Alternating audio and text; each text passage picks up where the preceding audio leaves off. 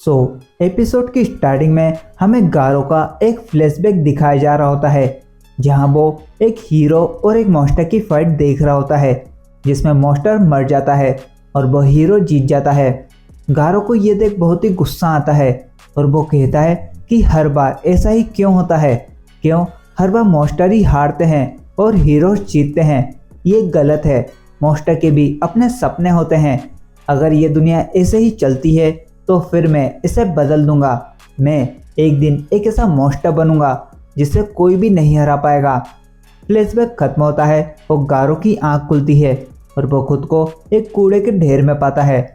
गारो को पिछली रात का कुछ भी याद नहीं रहता है। वहीं हीरो एसोसिएशन में मीटिंग हो रही होती है, जिसमें ये बातें होती हैं कि कल रात हमारे डायरेक्टर पर भी अटैक हुआ।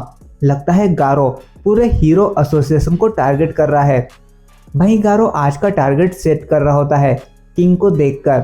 दूसरी तरफ किंग को कॉल आता है हीरो एसोसिएशन के डायरेक्टर का, जो कि उसे खुद की सिक्योरिटी के लिए बोल रहे होते हैं। किंग कहता है कि मैं नहीं हार सकता, मैं अभी फाइट में बिजी हूँ। जिससे फिर डायरेक्टर मेटल बेड को पकड़ता है।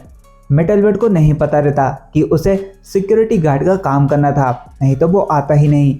तभी मेटल बेड को अपनी छोटी बहन का कॉल आता है, जो कि मेटल बेड से गुस्सा रहती है क्योंकि उसे शॉपिंग करने जाना था। मेटल बेड उसे समझाता है कि मैं अभी काम पर हूँ, शॉपिंग करने कभी और चलेंगे।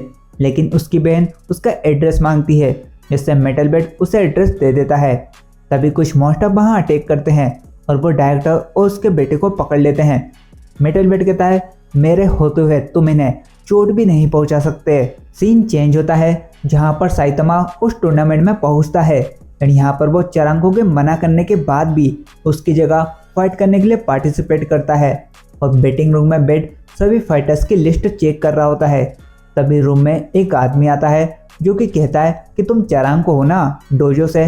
साइतमा अपना फेस छुपा लेता है और मन में कहता है कि यह आदमी चरांको को जानता है। तभी वो आदमी कहता है कि तुम कुछ डरे हुए से लग रहे हो, वैसे तुम्हारा डरना सही है क्योंकि तुम मुझे नहीं हरा सकते हो। सीन चेंज होता है और हॉस्पिटल की छत पर खड़ा चरांको सोच रहा होता है कि कहीं साइतमा सच में तो उसकी जगह पार्टिसिपेट तो नहीं करेगा ना। नहीं, वो इतना बेवकूफ़ तो नहीं होगा। एक मिनट रुको, वो तो पूरा बेवकूफ़ है। तभी पीछे मूवमेंट राइडर आकर बोलता है कि क्या तुम साइतमा को जानते हो। वहीं वो आदमी कहता है कि चरांको, क्या तुम ये जानते हो कि मैंने क्यों इस टूर्नामेंट में भाग लिया। साइतमा मन में ही बोलता है कि किसको पड़ी है जानने की, बस यहाँ से जल्दी निकलो। वो कहता है कि इसके दो कारण हैं। पहला कि इससे अच्छी खासी पॉपुलैरिटी मिलती है, मिस्टर बांग ने भी एक बार इस टूर्नामेंट को जीता था। और दूसरा कारण है पिछली बार के हादसे को लेकर, क्योंकि पिछली बार एक आदमी ने किसी और की जगह मास्क पहनकर टूर्नामेंट में भाग लिया था और उसका पता सभी को तब चला जब टूर्नामेंट खत्म हो गया था। इसलिए ऐसी गलती दोबारा ना हो, इसलिए इस बार उन्होंने रूल बनाया है कि कोई भी किसी और की जगह फाइट नहीं कर सकता, ना ही मास्क पहन सकता है और ना ही अपने सर पर कोई बिग भी लगा सकता है। साइतमा पूछता है अगर उन्हें पता चल गया तो वो आदमी बताता है कि अगर कोई भी ऐसा करते हुए पकड़ा जाता है तो उसे उसी वक्त बाहर निकाल दिया जाएगा, साथ ही उस पर भारी फाइन भी लग सकता है और वो जेल भी जा सकता है। ये सब सुनकर साइतमा के पसीने छूटने लगते हैं। सीन चेंज होता है और हम गारो को फिर से उसी बच्चे के पास देखते हैं। वो बच्चा कहता है कि हेलो मिस्टर। गारो कहता है मैंने कहा था ना मुझे मिस्टर मत कहना। खैर छोड़ो, मुझे अब वो बुक दे दो। वो बच्चा कहता है नहीं, मैं अभी भी नहीं देना चाहता हूँ। एक काम करते हैं, हम दोनों इसे साथ में पढ़ते हैं।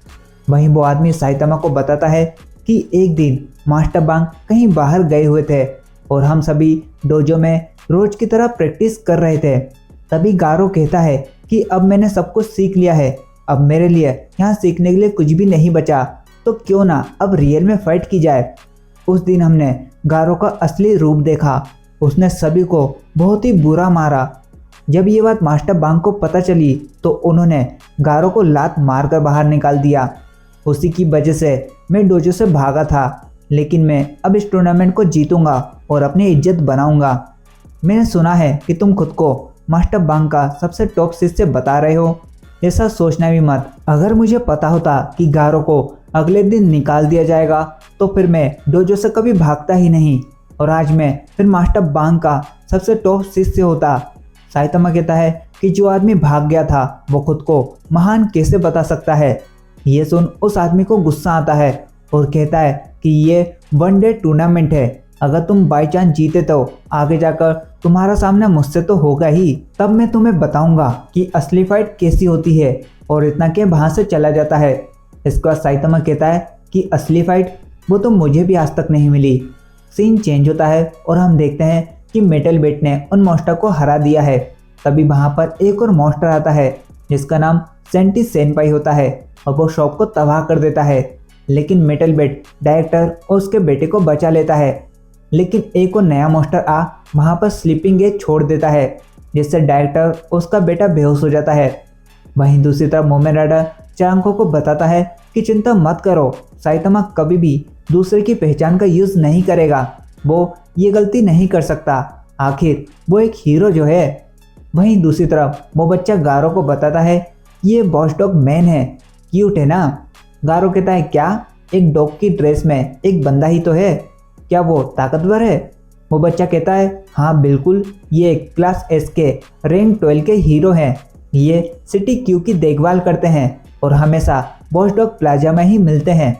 तभी सिटी में अनाउंसमेंट होती है कि एक 3rd लेवल डीमन है जिससे क्लास एस का हीरो मेटल बेट फाइट कर रहा है।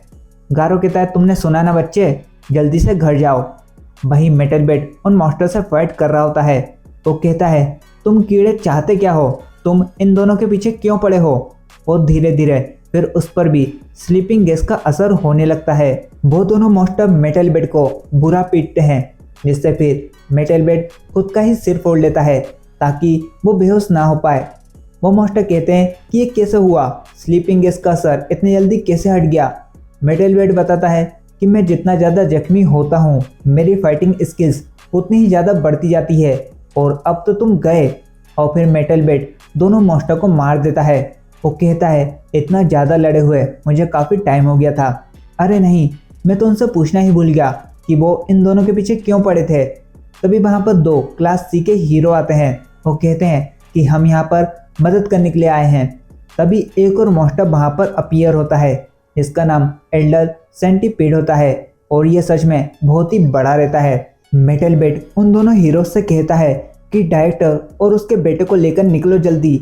तभी वो मॉन्स्टर उन दोनों के पीछे जाता है पर मेटल बेट उसे रोकने के लिए उस पर जोरदार अटैक करता है, बट उसके शेल की वजह से मेटल बेट खुद पूरा वाइब्रेट हो जाता है। मेटल बेट कहता है कि मैंने उसे अपनी पूरी जान से मारा फिर भी उसे कुछ भी असर नहीं हुआ, लेकिन उसने अपने सर को बचाया था। लगता है उसकी कमजोरी उसका सर है। और फिर जल्दी से उसके सर तक पहुंचता है और अपना किलर मूव यूज़ करता है। लेकिन वो मॉन्स्टर अपना पूरा शरीर मोड़ने लगता है और बार बार अपने पूरे शरीर को हिलाता है जिससे पूरी सिटी में भूकंप आने लगते हैं। वहीं गारो ये देख कहता है कि क्या मेटल बेट जिंदा बचा होगा। तभी मेटल बेट उसी के पास आकर गिरता है। गारो कहता है चलो कोई तो मॉन्स्टर आया जिसने क्लास एस के हीरो को हराया, मैंने अपना टाइम फालतू में ही बर्बाद कर दिया इसके पीछे। तभी मेटल बेट कहता है अभी फाइट खत्म नहीं हुई है, चलो फिर से चलें। गारो कहता है रुको, तुम जिंदा हो? कैसे? चलो अच्छा है, अब मैं तुम्हें मार सकता हूँ। मेटल बेट कहता है क्या तुम पागल हो, क्या तुम्हें वो मॉन्स्टर नहीं दिख रहा? पर इतने में गारो उस पर अटैक कर देता है पर मेटल बेट अटैक को रोक लेता है और उसे पीछे की ओर धक्का देता है एंड कहता है ओह मैं समझा, तुम शायद वो हो जो कि हीरोज का शिकार कर रहा है, एक हीरो हंटर। गारो कहता है सही कहा। तो मेटल बेट कहता है ठीक है, तुम देख सकते हो कि मैं अभी थोड़ा बिजी हूँ, तो चलो फिर से जल्दी से ख़त्म करते हैं, आ जाओ। और इसी के साथ ये एपिसोड यहीं पर ही ख़त्म होता है।